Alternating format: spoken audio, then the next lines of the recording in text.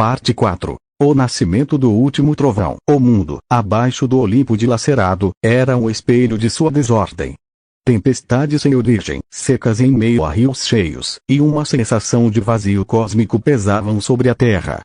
Foi através dessa paisagem atormentada que Hércules, o herói destinado à imortalidade, mas agora um semideus sem rumo após o colapso da ordem divina, viajava.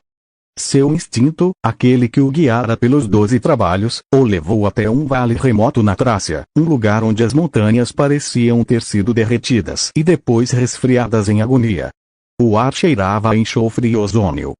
E lá, espalhado como uma cordilheira de pesadelo, jazia o corpo colossal de Tifão.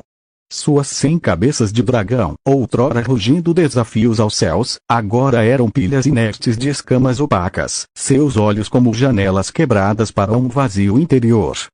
A besta quis devorar o rei dos deuses estava morta, sua energia primordial dissipada, seu propósito monstruoso cumprido e esgotado. Hércules, com o coração batendo forte, aproximou-se com cautela. E então, viu. Junto ao peito aberto do monstro, parcialmente envolvido por uma das garras inertes, estava uma figura divina. Era Zeus. Seu corpo não estava decomposto, mas parecia esvaziado, como uma estátua de mármore cujo brilho interior havia se apagado. O raio, símbolo de seu poder, não estava ao seu lado. Seu rosto, outrora marcado pela autoridade e pela fúria, estava em paz, mas numa paz final e terrível. E ao lado desse corpo paterno, sentado em uma pedra como um guardião ou um luto, estava um jovem. Ele parecia ter a idade de Hércules, mas uma antiguidade infinita residia em seus olhos de um azul profundo, como o céu após uma tempestade. Seus cabelos eram da cor da neve pura, um branco prateado que brilhava com uma luz própria. E ele veste as vestes de Zeus, não as réplicas, mas as verdadeiras, o manto que mudava de cor com o humor do céu, agora tingido de tons cinza prateados. Apesar da juventude, sua postura tinha a solenidade imóvel das montanhas. Hércules ergueu sua clava, desconfiado. Quem és tu? Um saqueador de cadáveres divinos? O jovem ergueu os olhos. Quando falou, sua voz era dupla. O rugido profundo de um trovão distante e o sussurro claro do vento antes da chuva. Eu não saqueio, meu irmão. Eu guardo. E espero. Esperas o quê? E como ousas vestir as roupas do meu pai? A dor e a raiva misturaram-se na voz de Hércules. Esperava por ti, Hércules. O filho da força. O braço que executa o que a vontade determina.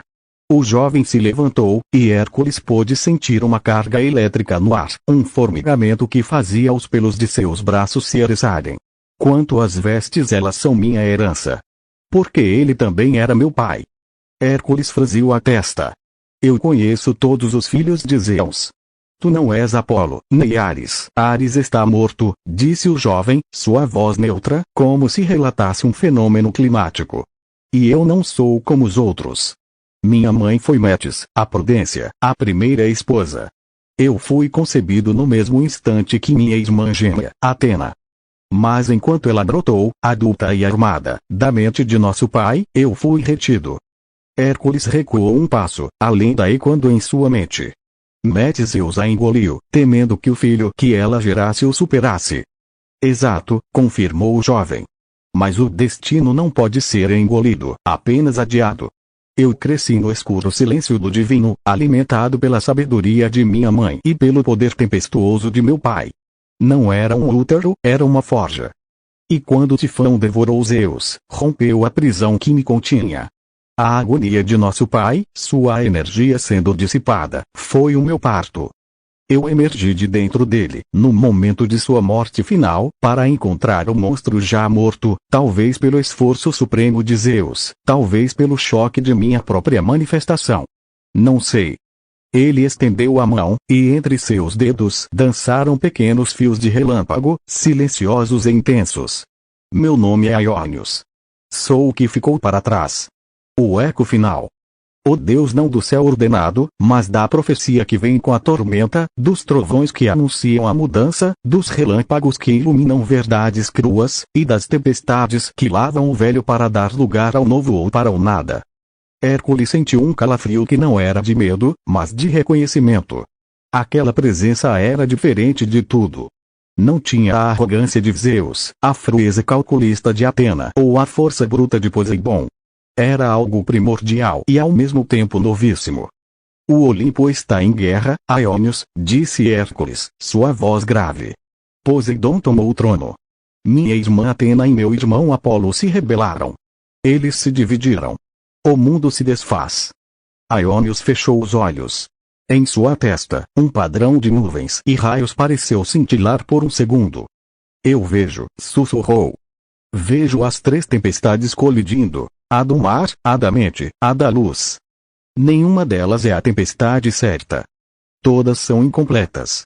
Ele abriu os olhos e fixou o olhar em Hércules, seus olhos azuis parecendo conter a centelha de um relâmpago prestes a cair. Zeus está morto. Seu raio está perdido. Mas o poder do céu não morreu. Ele apenas mudou de forma. Ele agora reside na transição, no fim que é também um começo. Aioníos olhou para as vestes que trazia e depois para o corpo silencioso de seu pai. Eles brigam por um trono vazio, por um poder que já se foi. O verdadeiro poder, agora, é aquele que pode entender o fim e forjar um novo princípio. Mesmo que esse princípio precise nascer do caos total. Ele se virou para Hércules, e pela primeira vez, uma centelha de propósito humano pareceu acender em seu olhar divino. Irmão, tu que já limpou os estábulos de Algias e desviou rios, estás disposto a ajudar a desviar o curso de uma guerra divina. Não para colocar outro Deus no trono, mas talvez para mostrar a eles que o trono em si não existe mais. Que é hora de uma nova configuração dos céus. E no vale da morte do monstro e do Deus, sob o olhar do herói mais forte dos homens, o último filho de Zeus, o Deus das tempestades finais e da profecia do fim, decidiu seu primeiro ato, não reivindicar, mas revelar. A guerra no Olimpo estava prestes a encontrar uma força que não lutaria por um lado, mas contra a própria noção de lados.